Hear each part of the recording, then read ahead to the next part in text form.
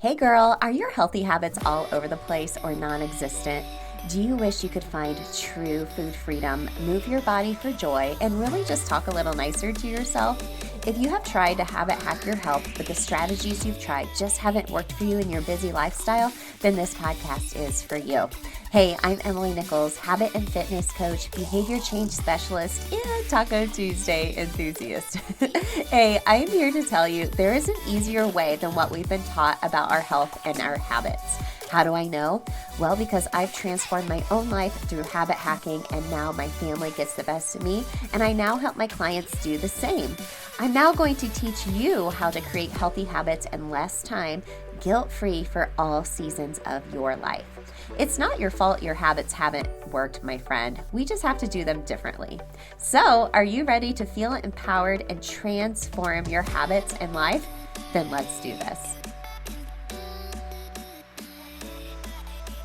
You're listening to episode 200 of Self-Transformed. Hey friend, welcome back to the show. I have absolutely been loving all of the feedback you all have been giving me about the 21-day challenge, especially the ladies that are in the challenge right now. You can join anytime. It's linked in the show notes for you, but pretty much this allows you to have a lot of extra accountability, establishing one new healthy habit. And when I say extra forms of accountability, you're able to Voxer me, you get emails from me, and there's a private podcast that is available to you after you sign up to help you habit hack your way through establishing a new healthy habit. And P.S., I give you a 30-day buffer because life happens. And as you know, as women, we have to do habits differently. So join the challenge at any time. It's my favorite thing in the world, connecting with you all. And really, a lot of the things you all are saying are the same thing. So I want you to know you're not alone in your struggles and feeling like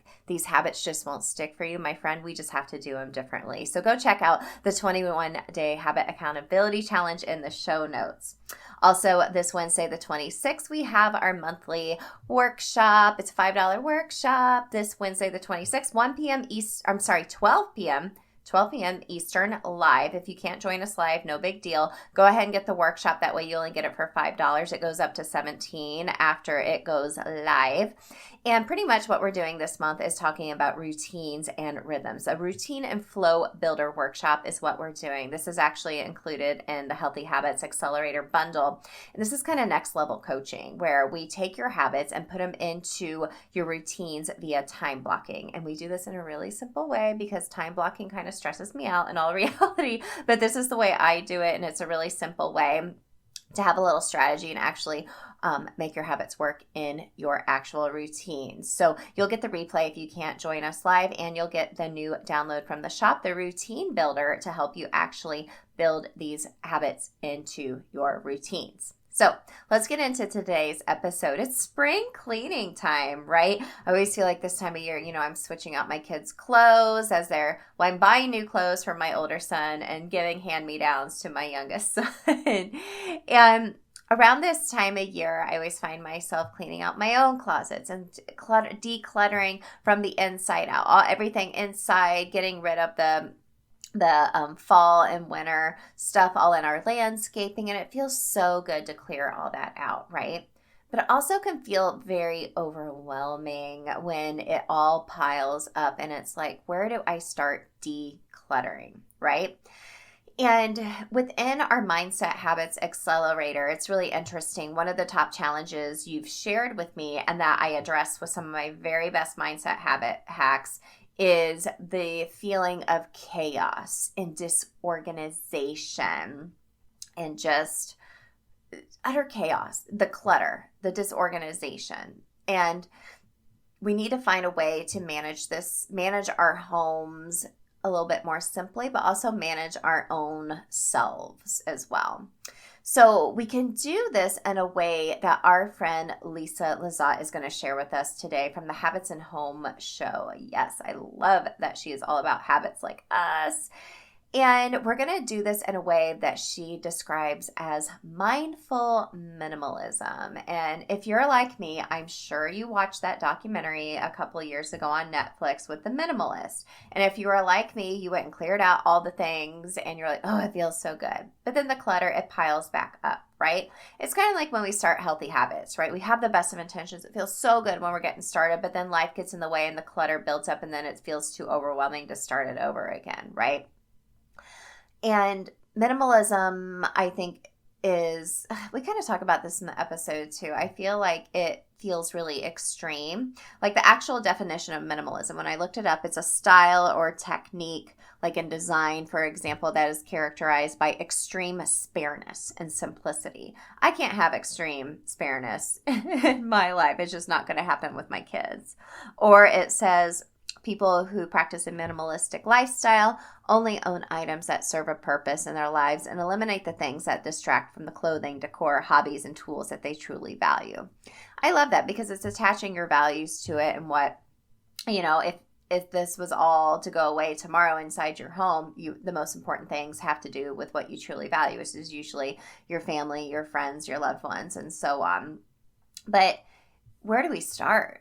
Like, where do we start? So Lisa's going to give us some tips on mindful minimalism, managing our home in just a really simple way, and focusing on our fundamental needs and habits around that. So she is speaking our love language, friends. So Lisa is the host of the Habits and Home Podcast, where you will hear easy step-by-step decluttering tips and the encouragement to set up a simple system so you can keep your home organized and clutter-free.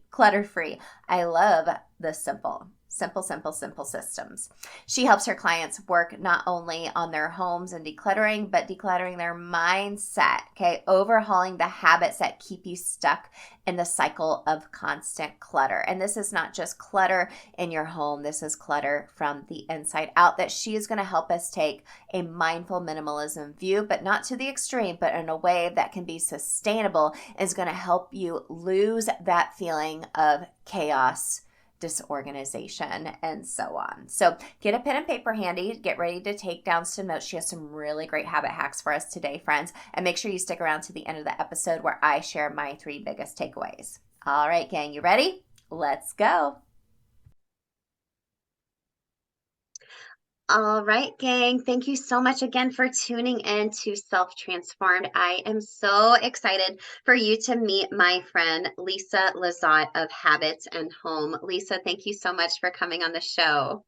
Thank you for having me, Emily. I'm so excited to be here. Same. All right, girl. Well, the first question I ask every guest is, what comes to mind when you hear the phrase self-transformed? Well, I love this question. And when I hear this phrase, self-transformed or self-transformation, for me, it means making any transformations taking any transformations I want to make into my own home, into my own hands. It means taking ownership for my life, and that if I want to make any improvements, that it's going to be up to me. No one is going to come in and rescue me. Nobody's going to be the knight in shining armor. And however, there are definitely people that you and I can hire, that you and I can recruit for help through our transformation. But it is up to us ourselves to make those steps and to take strides in that direction to welcome those people in. So ultimately, transforming yourself means you're taking ownership. You're taking, self-ownership in the direction that you need to go. However, it doesn't mean that you have to do it all by yourself. And you're simply becoming your own advocate. You are becoming your best friend, and you're deciding what it is that you need to transform to get yourself from point A to point B. And you are, taking the first step. Maybe you need somebody to lay out a plan. But for me, that is what it means for me, self-transformed or self-transformation. I love that so much. And that's so empowering knowing that, like, I did that. But yes, bringing in folks to help you along the way or learning from even just friends along the way. We're ever evolving. And I think there's so much power and ownership and empowerment in that. for sure. So, okay, well, let's get to know Lisa a little bit more. Can you share with our audience, please, just a little bit about your own transformation journey? I know this is a loaded question sometimes, but Wow. yeah, like what has been your own transformation journey that has led you to what you do today, and even more importantly, who you are today? Wow. Yes, that is a very loaded question because I want to try to keep it short and sweet, but I definitely have a past, where how I grew up in an alcoholic situation. My dad was an alcoholic, verbally abusive, emotionally abusive. He did not have a great relationship with my mom, and my mom was very codependent on me. And so I have, as an adult, had to go through a lot of forgiveness. My parents are no longer living, but I had to forgive my mom for staying with my dad when I begged her to leave. And I had to forgive my dad for that and see him for just a person who was struggling, instead of blaming him for treating me and treating our family the way he did, but seeing him as basically like how God would see people, just his child. And so as a mom, being able to look at my dad as he's just a child. He was just a child that went the wrong way. And so that was just a little bit of where I came from. And so for me, the transformation has been huge, because when people hear my story, they're like, you seem so normal. And I'm like, yeah, because I knew I didn't want to live that way. And so I clung to God, and I clung to anybody who had any kind of positivity. I remember as a teenager reading like the 7 highly effective habits of teens. And then as I became an adult, the 7 highly effective habits of adults. And so I just wanted to do better by my life. And so for me, my minimalism transformation. So I was just a normal mom, being, just having all the things come in, and I felt overwhelmed. I felt overwhelmed with the stuff.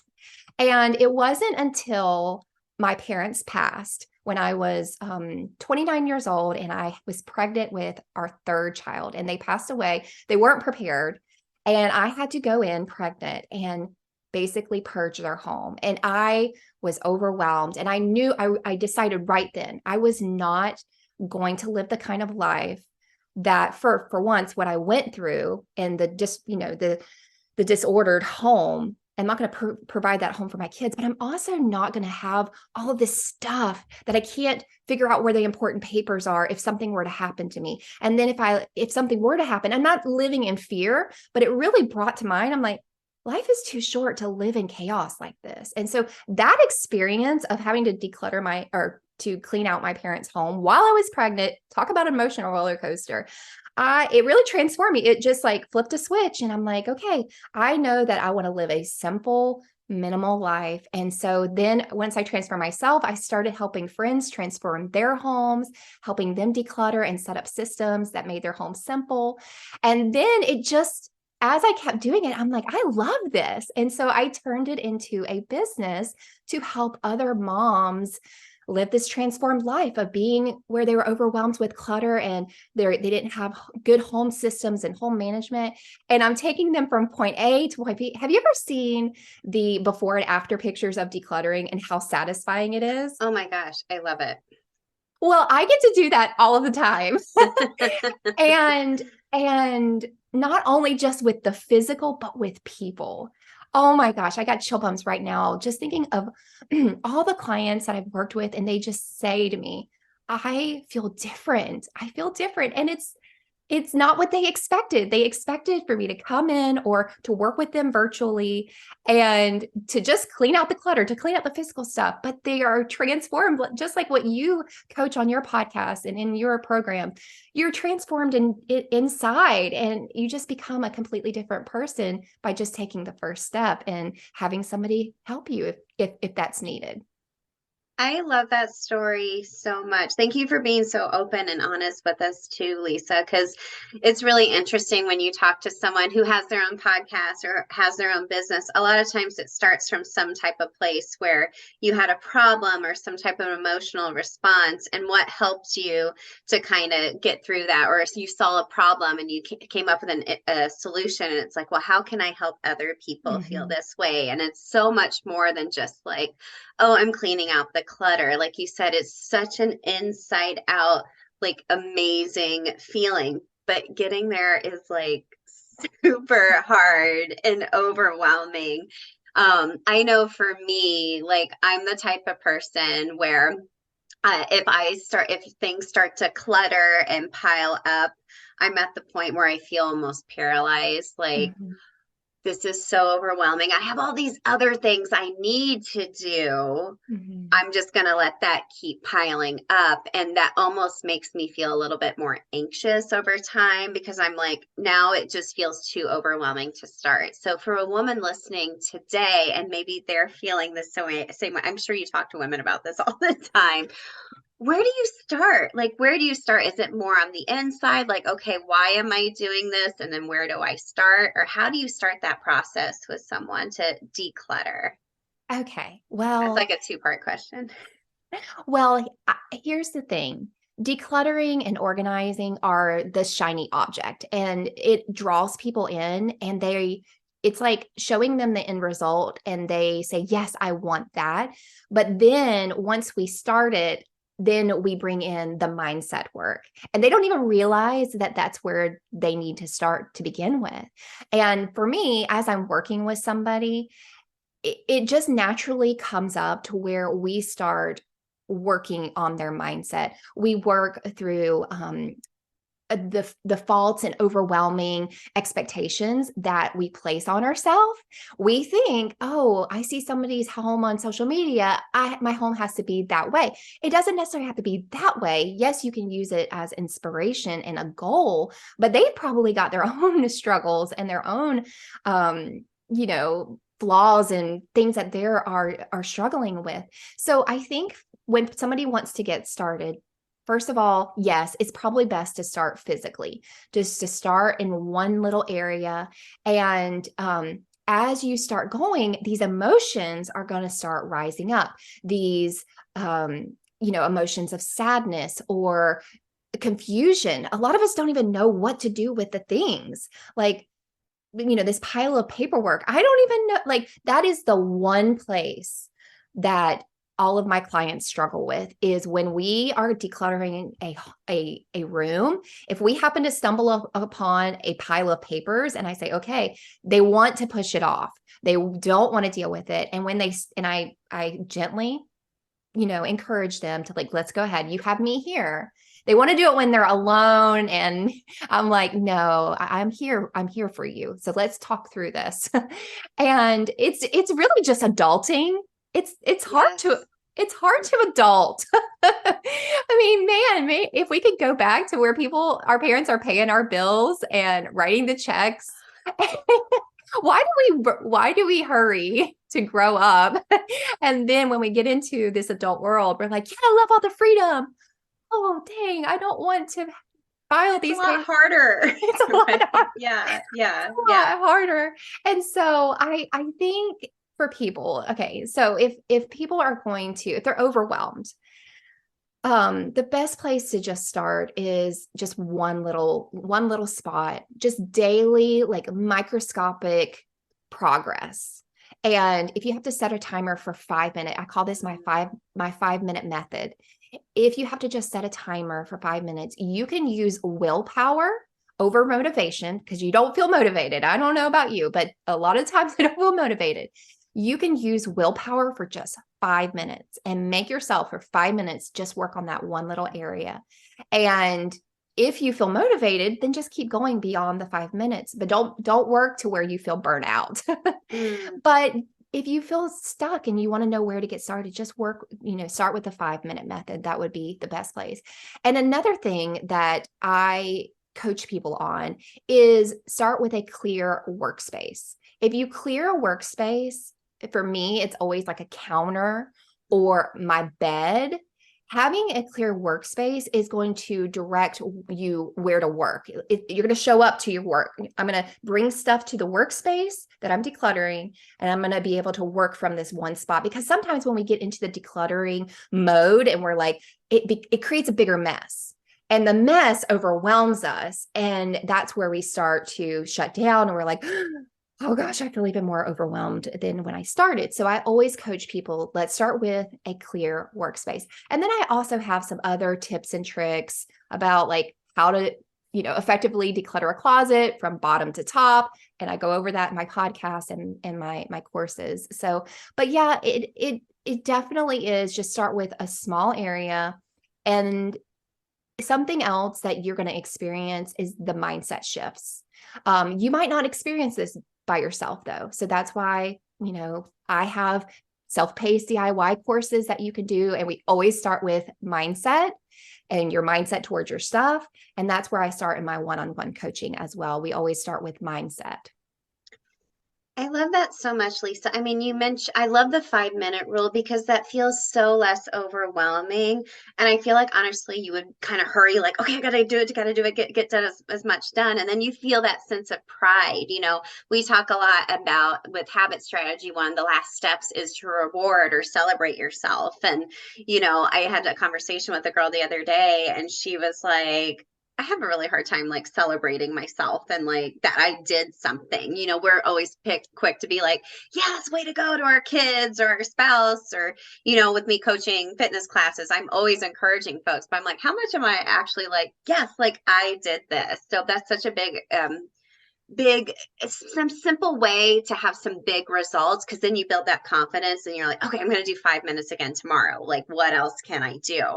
And you also mentioned, we have such high expectations we put on ourselves as well, or we start comparing ourselves. Like I have some friends that have the tidiest homes, like they are like model homes. Like I'm like, this house could like go up for sale tomorrow. And like, I feel like mine, like, that's a no.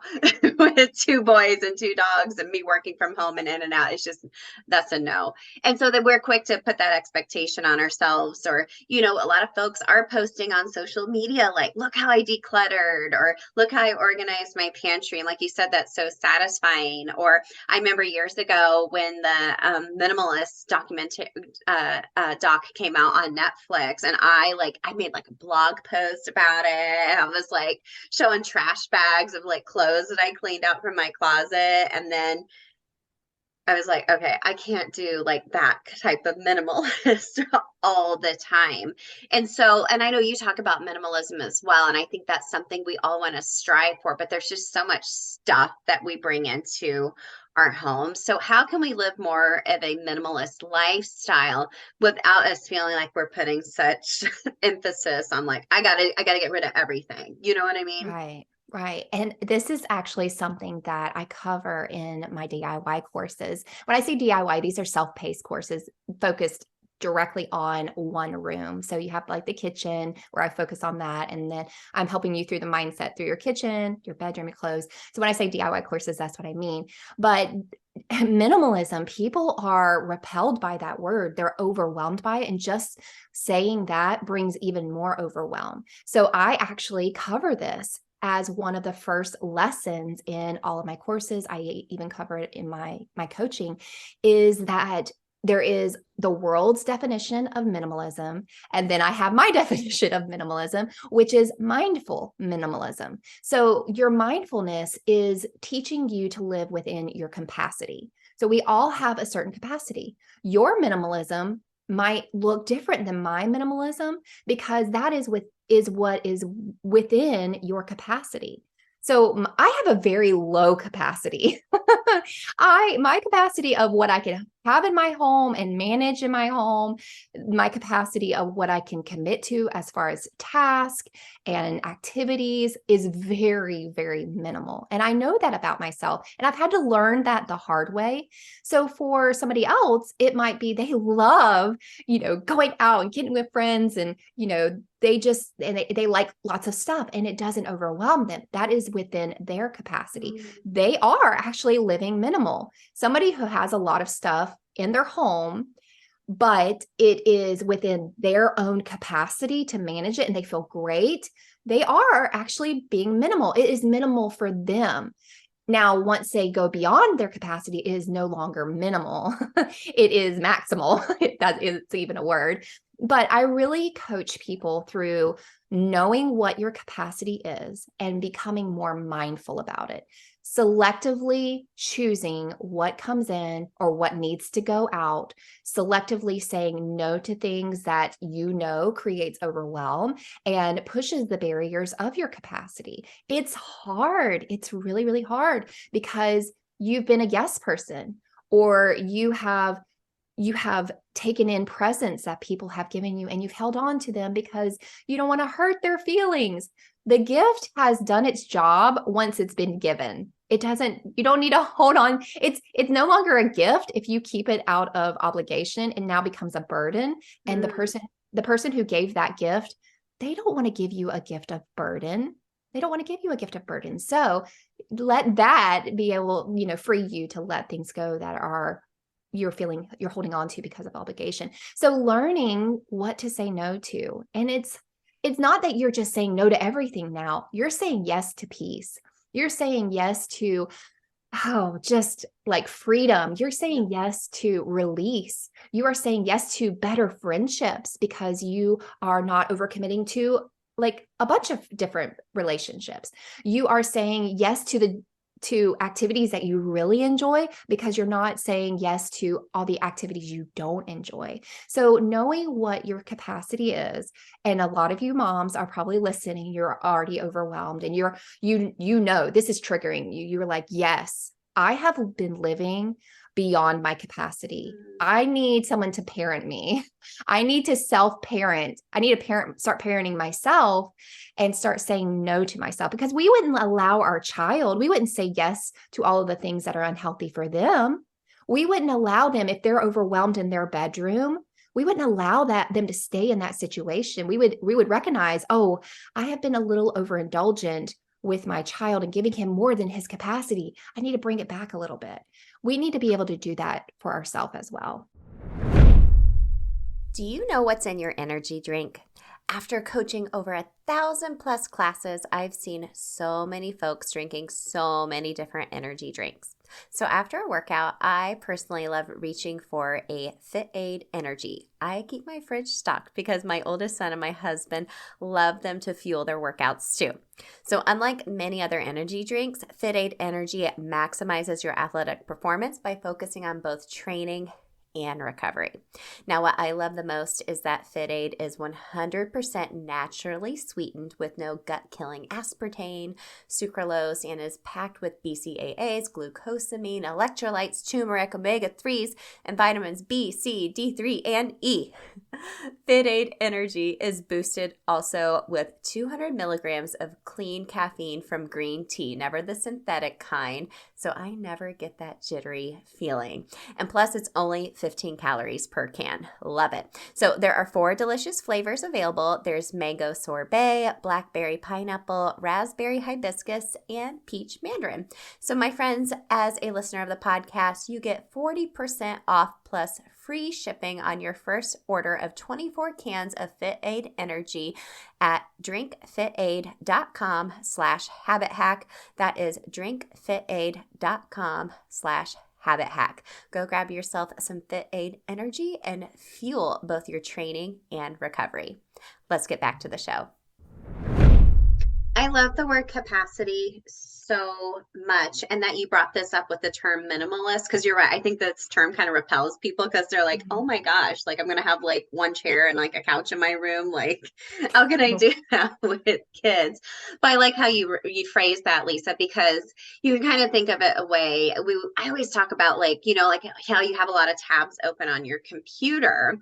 And for me, that helps me stay organized. But like for someone else, they might be like, that feels to the max for me, and that makes me feel overwhelmed. So not just thinking about minimalist as far as like your actual home, but we can live in a more minimal way. So to take away that overwhelm, maybe sometimes clutter makes us feel, but also taking away things that setting boundaries, like you mentioned, finding true peace and freedom through just spending time with people that enrich your lives and not people that drain your energy. And there's so many ways to think of being a minimalist, not just in your home, but in your heart, in your mind, Yes. spiritually, everything. I love that so much. I love that so much. We're taking that energy into the spring for sure. Spring Yes. cleaning for sure. And I'm glad you brought up your kids, because I feel like it's really important to empower our kids as well to have habits around keeping their own clutter at bay. And, it's funny you brought this up. I just helped my youngest son earlier in the week. He's a big nature lover. He's a collector. He keeps the most random things and I've tried to give him a lot of different things so he can organize we call them his treasures. Like it could be like a Mm-hmm. rock, it's leaves, it's so many random things, but I could feel like his room made him feel like he was at his max capacity. Like I was like, this doesn't feel like a calm space for him.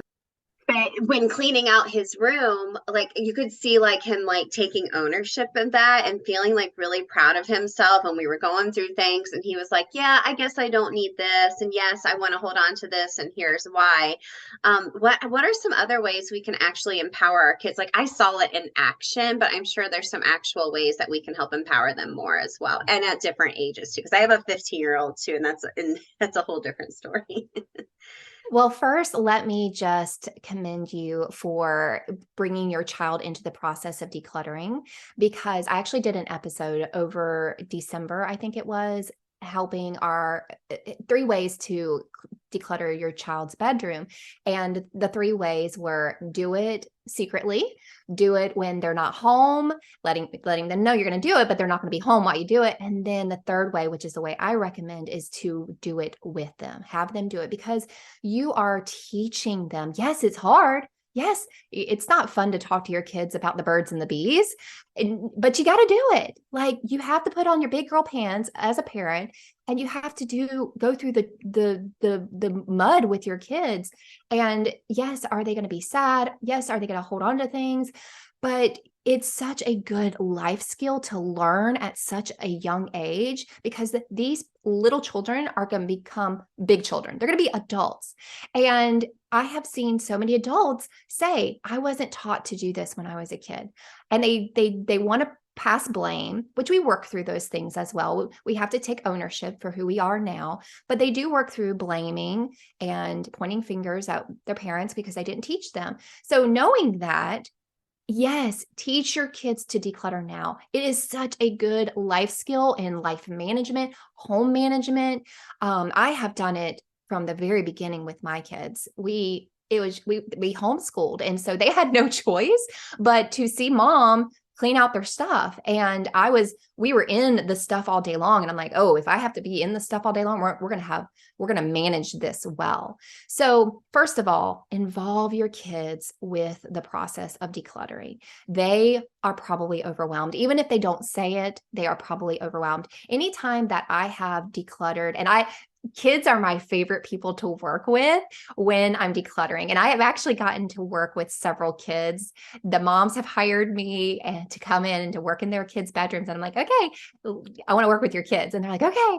And so they love their bedroom afterwards. It's like a makeover for them. And once you would think that once you get in there, the kids are like, no, I want to hang on to everything. But I go over this in that episode, but building it up, like, first of all, laying the foundation and talking them through it, asking them good questions, like, how do you feel in your room? Get in the room with them, play a board game with them, and make it really a really neutral place for you to bring up that conversation and say, hey, and start looking around the room, say, hey, how do you feel in your bedroom? Do you feel like there's a lot of stuff and you're overwhelmed? How does it feel when mommy says to go clean up your bedroom and it takes you a long time? Start asking good questions. Get to know your kid on that level about their space, about their room. And then say, hey, first of all, also start with your own stuff. If you want your kids, this is a big one. Moms always ask me, how can I get my husband to have less stuff, or my kids? I say, honey, start with yourself first. Girl, I just had this conversation with Tyler, my son, too. I said, I know mommy sometimes doesn't put my laundry up right away either, but we got to all work as a team and try to, do a little bit every day. Like help Yes. myself out. Yeah, that's a really good point. Yes. And our kids will show back to us our habits and Exactly. our behaviors.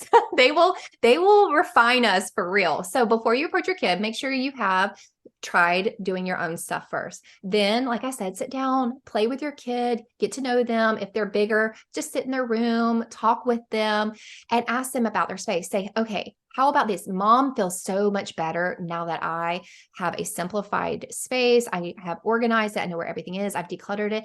How about we do that for your room too? I think it would be a really good idea. Let's try this out and see how it makes you feel. And then bring them into the process. Go ahead and like set a date. Say, okay, on Saturday coming up, we're gonna work through this together. I'm gonna give you all of my attention. Your kids want your attention. That's one of the things that they're hungry for is your attention. Mommy's gonna be in here. We're gonna create an amazing, really build it up, and then let them know after we do it, we're gonna go celebrate. We're going to go out to eat. We're going to go get some ice cream because we did this hard task and you work through this hard work of letting things go that we're hanging on to. We're going to go reward ourselves and go do something fun together and just create an event around it. Now, I recommend this if your child is not used to decluttering. For me, I just do it on the spur of the moment. All right, we need to do this room right now. Okay. So if that's your natural lifestyle, then just do it right then when you see it, if your child can handle that. Now, so that is what I recommend doing first. First, start with your own stuff, then help your child work through his room and set up a baseline.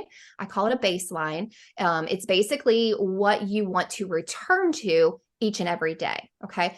And how we get there is through the habit of resetting. And I started resetting just in my kitchen, and it has bled over into all the areas of my home. So I no longer tell my kids, hey, go clean your room. I don't use that vocabulary with them. I only say, hey, we're going to have a cleaning day if we are getting out a spray bottle and a rag. That means we are cleaning. When we are simply resetting, we are returning the space back to its baseline. And how I do this on a daily basis is I tuck my kids in at night, or my husband tucks them in at night. And we look around, we say, all right, let's reset the room really quick. And it literally takes maybe like 2 to 3 minutes for them to pick up and reset. Now, if you're doing it every day, it should be really easy. You can then, once they learn the habit of resetting at night, you can teach them to reset as they go. Oh, you got up from the living room. You need to reset the pillows. You need to reset the blanket, reset where the remote control goes so that when the next person sits down, they know where to find it. So at first, we're going to have to be on top of our kids, not nagging them, but simply saying, hey, go reset the dishes. When my kids leave a dish, we have this pattern or this habit of wash, dry, put away. And when my kids set a dish in the sink, I ask them, I say, who are you leaving that for? And they're like, are they going to say you? Are they going to say dad? Are they going to say themselves? You're just like, why are you waiting? So just simply asking, who are you leaving that for? So my kids have gotten into the habit of resetting their dish. They wash, dry, put it away, and it's already reset for the next time they need to get that plate again. So these simple things of first starting with yourself, then having your kids come in and declutter their own bedroom, and then teaching them the habit of resetting. Just reset the room really quick. I love the word reset because, just this past Sunday, like a lot of times I feel like we always do like a big Sunday reset, like, okay, like we're making sure meals are ready for the week. Okay, we're putting away laundry. We're doing this, we're doing that. And I love how you kept mentioning, like checking in with how they're feeling too. Because a lot of times like, oh, it feels really good. Even like with yourself, like, okay, it feels really good when I do this. But I love being able to set up a habit of just doing resets over time. That way it doesn't feel nagging, even like for yourself to be like, oh, I gotta go do this. But if you're doing a little bit over time as like a daily habit, a daily reset, and just in small little areas of your home, that feels so less overwhelming, Lisa. I love that. What are some other habits you do as a family, or even just you personally, not only daily, but even, weekly or monthly to help you reset so it doesn't pile up? Yes. So you can get really into resetting and managing your home. And this is something that's happened to me because once the light switch turned on and I realized how good this made me feel and how like we said earlier, I'm stepping into that role of taking care of myself and being my best friend, knowing what my fundamental needs are, which are the needs I have in my life that makes Lisa feel like Lisa, not the needs that make me feel like mom, or not the needs that make me feel like wife. I want to feel like me. It takes me back to my 21-year-old self when I was in college, and I'm like, I would just focus on completely just myself. And it gets me back to what I need to make me happy. Does that mean you're being selfish? No, but you need to be the advocate for yourself and to make sure your needs are being met because nobody else is. You're probably, as a mom, focused on everybody else's needs, but who's focused on yours?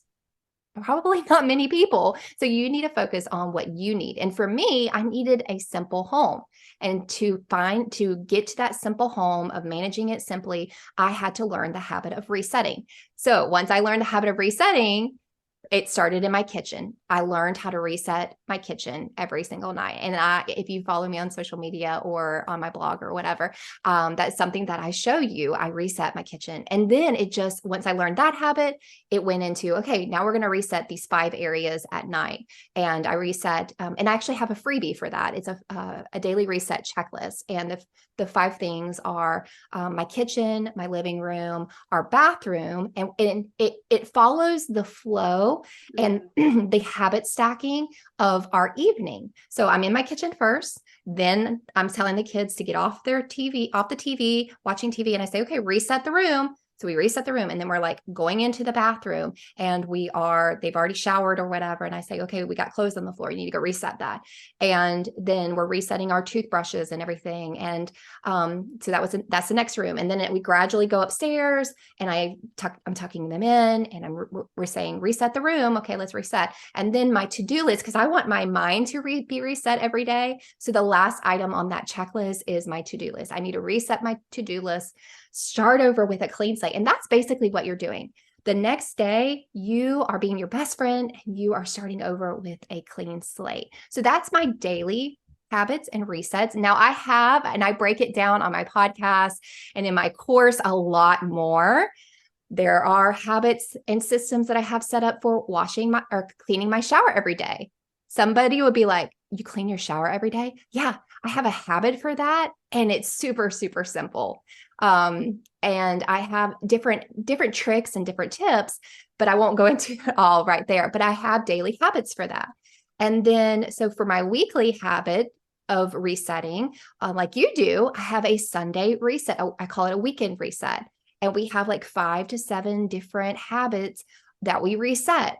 We reset our meal plan. We reset the outside because we love working outside. We reset the shoes and we blow off the porches, and it's just really life-giving.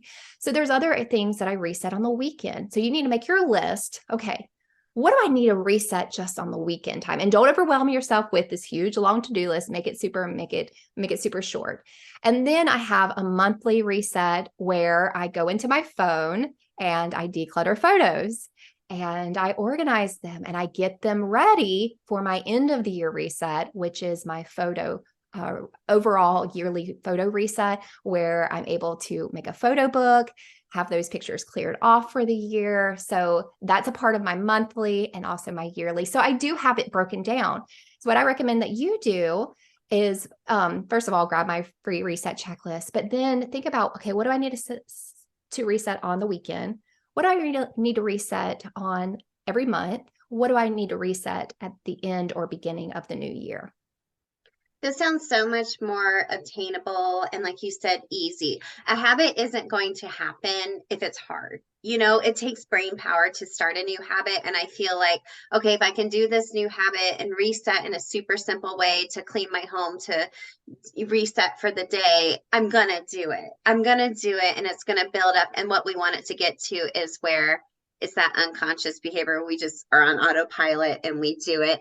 And I love how you mentioned, kind of flowing from room to room and stacking those on top of one another and creating an actual routine That doesn't take long. We all have a morning and evening routine, regardless if we think we do or not. So starting to think of it in that way and resetting, I love that so much. I could talk to you forever, Lisa. This is really good tips that I'm like, okay, Yeah. I got to take mental notes of this to talk to my boys and my husband Yeah. about too as Well, well. About habits, once you start doing this, like I said, it can become addictive, but it's addictive to the good things in your life, to the things that are beneficial. And that's what we want to be addicted to. We want to be drawn to, we want to create those cravings. So now that I have that reset, and I've been doing it for about 2 years now of resetting my kitchen every night, if I lay down in bed at night, I am like consciously making a decision. Okay, Lisa, are you going to sabotage yourself tomorrow? And I literally have to decide, Lisa, you're going to sabotage yourself tomorrow, your morning. Or I choose the other and I say, just get up and go do it. And it might take me at the most 15 minutes, but it creates such a peace of mind the next morning that it makes it worth it. So I have that internal craving that I'm like, oh, I know how good that's going to make me feel. I'm going to go ahead and do it. Habits set you free, don't they? Habits set you Yeah. free. It's a way in that you don't have to have something hanging over your head anymore. Once you establish it and get to that point, that flow, there's nothing like it. That's so good. So good, Lisa. Well, where can everyone connect with you and find out more about you? Okay, so the best place, and I call it my hub, which is my website, habitsandhome.com. Over there, you're going to find courses, my podcast, my blog, my coaching, everything at habitsandhome.com. You can also listen to me each week on the Habits and Home show, and you can listen on any podcast player. Super. Lisa, thank you so much for this conversation. Like I said, I've taken away a lot, and I know my audience has as well. Lisa, thank you so much for this conversation. You are definitely speaking our love language because habits set you free. It can help you lose that overwhelm and chaos and disorganization that comes from the inside out into our homes, right? Friends, I hope you had some aha moments from this conversation with Lisa from Habits and Homes. Let's talk about my 3 biggest takeaways. So number 1, the 5-minute method. So if you could just willpower for 5 minutes through cleaning up an area, that's going to help motivate you. It's going to keep that motivation going to maybe do a little bit more versus burnout where you're like, oh my gosh, this is going to take hours. I love small little chunks like that, don't you? Biggest tip from that 5-minute method as well is just to clear your workspace. Start small. And know a lot of times when we're trying to declutter, it gets messier before it gets better. I know every time I've cleaned out my closet, my husband is like, what in the world is going on? I'm like, trust me, trust the process. But this really just starts with mindset, like Lisa has mentioned so much. That leads me into her mindful minimalism theory. So minimalism doesn't have to be extreme, but it's really thinking about what is your capacity as far as clutter in your home. This is personal to you, right? We get into a rut, I think, sometimes with our homes and ourselves where we have these high expectations we set on ourselves, especially as women. Like we have to keep like the most tidiest home ever. And for me, that's really hard. That's really, really hard. And sometimes, I know as family members have passed on in our family and watching my mom and dad clear out things, they get really emotionally tied to things. And it's been really hard for them to get rid of those things. And sometimes, like Lisa had mentioned, like someone had given you a gift and you're holding on to it. So really digging deeper and being mindful about why you are holding on to something. Is it really truly bringing value to your life? And are you living beyond your capacity? Is having all of this extra stuff draining your energy, right? You know exactly what I mean. So saying no is another way to think about minimalism, not just in your home, but saying no to all the extras in your life. No, I don't want to serve on the PTO. no, I don't want to go to this, social gathering because I just don't have the capacity for it. You're saying yes to peace and release and not overcommitting yourself. There's nothing worse in the world than looking at your schedule and feeling like you are just overcommitted and you're like, why did this happen? Well, most of the time it's us, right? It's like, it's me. Hi, the problem is me. But that mindful minimalism, it's not only applying to your home, but outside your home as well.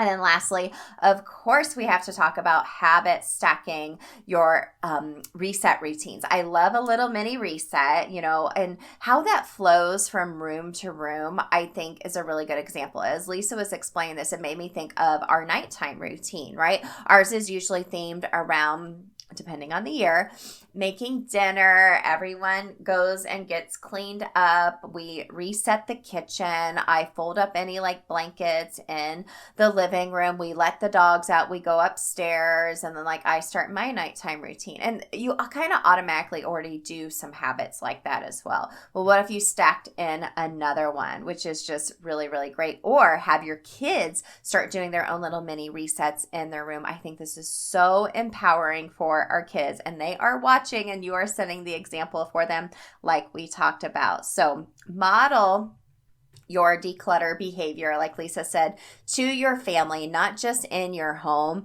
but in what you're saying yes or no to in your life. There's a way to live mindfully minimalistic without it feeling like you have nothing at all. Because when we dig deep down into what our true values are, my friend, you got it all, right? With your family and friends and the people that you love, right?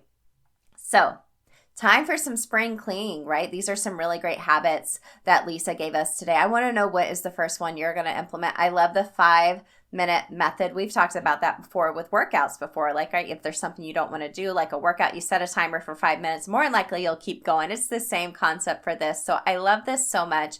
Lisa, thank you so much for this conversation. Gang, I'll make sure to link everything in the show notes. You can find her at Habits and Home. Go listen to her podcast as well. If you love her, give her a big old 5-star rating and review as well. Again, I'll see you this Wednesday, the 26th, in the Routine and Flow Builder Workshop. This is our workshop for April. We'll have a new one coming in May. I can't wait for it. So gang, have a great rest of your day, and I'll check in with you later this week for Habit Hack Thursday. Hey girl, real quick before you go, did you know I have a secret podcast where I talk all about why most habit strategies don't work for us women?